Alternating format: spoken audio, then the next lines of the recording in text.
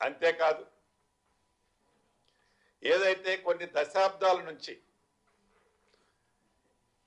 ఈనాటి ఈ తెలంగాణ రాష్ట్రంలోని 10 పాత జిల్లాల్లో కొత్త 33 జిల్లాల్లో సుమారు 413 రెవెన్యూ గ్రామాలకి నక్షాలు లేవు. ఈ నక్షాలు లేని ఈ రెవెన్యూ గ్రామాలకి పైలట్ గా మొదట విడత 4 ప్రాంతాల్లో 4 దిక్కుల్లో 5 రెవెన్యూ గ్రామాలను సేకరించి ఈ 5 రెవెన్యూ గ్రామాలకి నక్షాలతో పాటు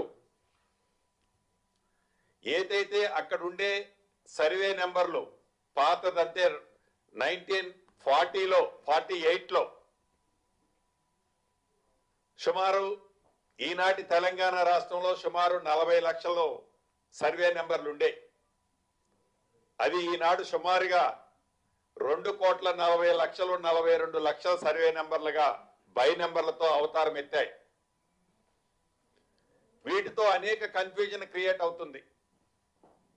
ఈ కన్ఫ్యూజన్ ని ఫుల్ స్టాప్ పెట్టే దాంట్లో భాగంగా పైలట్ గా చేద్దామనుకున్న ఈ నక్షాల లేని 413 గ్రామాల్లో 5 గ్రామాలు ఏవైతే పైలట్ గా టేకప్ చేసి వీటిలో కొత్త సర్వే నెంబర్లు ఇవ్వటమే కాకుండా వారి భూమికి బౌండరీని ఫిక్స్ చేయటమే కాకుండా వారికి భూదారుని కూడా ఇస్తామని ఏదైతే భూభారత ఆప్షన్ లో పెట్టామో చట్టం చేసుకున్నామో ఆ భూభారతిలో చెప్పిన ప్రకారం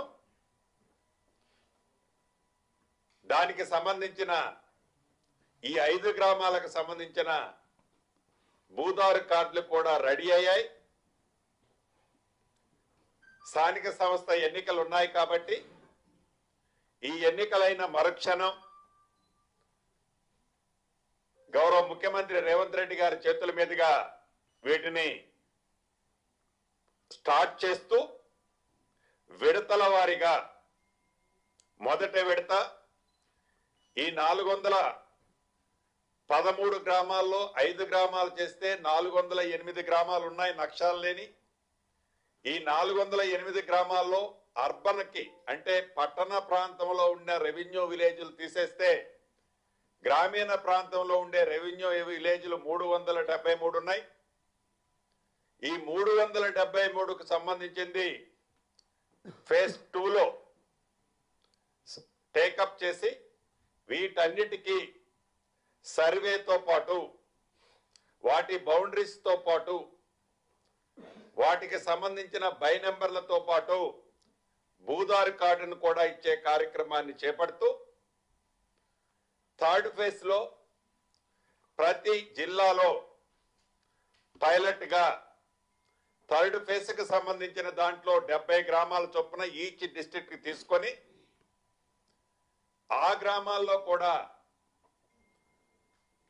ఈ పైలట్ గా చేసి ఏ మోడల్లోనైతే చేశామో ఆ గ్రామాల్లో కూడా పూర్తిగా వివాదం లేని అభద్రత లేని ఈ భూభారతి చట్టాన్ని పూర్తిగా ప్రజలకి అందించే దిశగా ఈ ప్రభుత్వం ఈనాడు ఆ వడివడిగా ఆ దిశలో ఆ డైరెక్షన్ లో నడుస్తుందని చెప్పటానికి సంతోషిస్తున్నాను. దీన్ని చేయటం కోసం వ్యవస్థ కావాలి. పదే ఆనాటి ప్రభుత్వం అనడానికి నాకే ఒక్కొక్కసారి నవ్వొస్తుంటది. ఎందుకంటే ఏ పని చేయాలన్నా అంతకు ముందు ఉన్న దాన్ని కంటిన్యూషన్ అన్నా చేయాలా, దాన్ని పూర్తిగా డిటెక్ట్ చేసి కొత్త వ్యవస్థని స్థాపించే దాంట్లో మేము అన్నదానికంటే కొద్దిగా టైం లేట్ అయినా ఇచ్చిన ప్రతి మాటని నెరవేర్చే దాంట్లో భాగంగా ఈ రెవెన్యూ వ్యవస్థకు సంబంధించింది కూడా ఇచ్చిన ప్రతి మాట కంటే ఇంకా అదనంగానే ఈ ప్రభుత్వం చేసే దిశలో ఈనాడు నడుస్తుంది. ఇంకా వీటితో పాటు దీనికి సంబంధించిన ఆల్రెడీ మీకు తెలియంది కాదు, రాష్ట్రంలో సుమారు 10,543 రెవెన్యూ గ్రామాల్లో మొదటి విడత సుమారు 6,000 మంది పైచిలకు విఆర్ఎల్ వ్యవస్థని నిర్మించటమే కాకుండా చిన్న చిన్న గ్రామాలకి 2 గ్రామాలకి 3 గ్రామాలకి ఒక వ్యక్తిని నియమించి పెద్ద గ్రామాలకి ఒక వ్యక్తిని నియమించాం.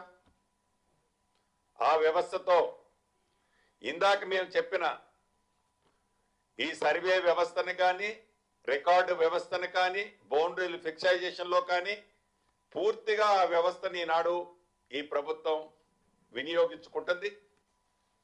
దీంతో పాటు ఈ మధ్యనే గౌరవ ముఖ్యమంత్రి రేవంత్ రెడ్డి గారి చేతుల మీదుగా సర్వేర్లకు సంబంధించింది లైసెన్స్డ్ సర్వేర్లను కూడా వారికి పూర్తిగా పారదర్శకంగా క్వాలిఫై అయిన వారిని, అంటే సుమారు అప్లై చేసిన వాళ్ళు రాష్ట్ర వ్యాప్తంగా 10,400 మంది అప్లై చేసిన దాంట్లో క్వాలిఫై అయిన వాళ్ళు ఉంటే మొదటి విడత మనం ట్రైనింగ్ ఇస్తే 7,000 మంది ఫస్ట్ ఫేజ్ లో ట్రైనింగ్ ఇస్తే దాంట్లో క్వాలిఫై అయిన వాళ్ళు సుమారు 3,490 మంది. ఈ 3,490 మందిని